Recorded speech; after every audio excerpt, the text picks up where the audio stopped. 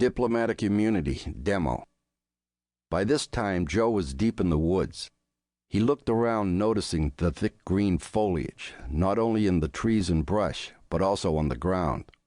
The leaves left from the spring thaw were 4 inches deep. Joe decided they would make good camouflage. This, coupled with the rolling terrain, would help him blend in with the surroundings. "Come on, Joe, keep moving," he whispered to himself.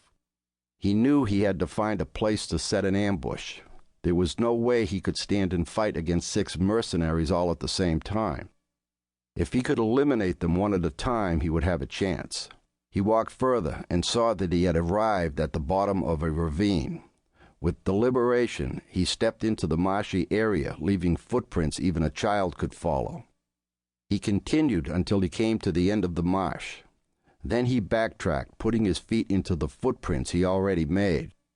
When he returned to the point of entry, he jumped to solid ground. Slowly, he climbed up the ravine and covered his new footprints with leaves. Reaching the top of the ravine, Joe wondered if the mercenaries were smart enough to realize what seemed so obvious to him. This was an old trick, and these people were professionals. Joe counted on them to underestimate his abilities as well as his assessment of a combat situation.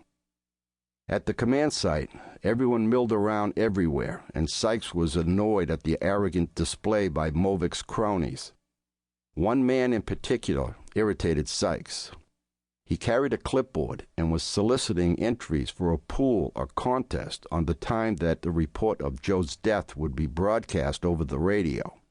He approached the young sergeant standing with the Ash family. That was a stupid mistake. "Hey, soldier, you want to get in the pool?"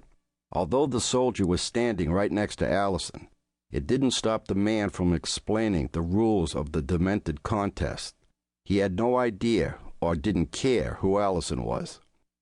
Allison reached the end of her patience. She surprised Movik's man with a closed fist to his face. He dropped the clipboard and stumbled back. He surged forward in retaliation. "You bitch." The sergeant snapped hold of his wrist, and with one effortless move, he flipped Movik's flunky into the air.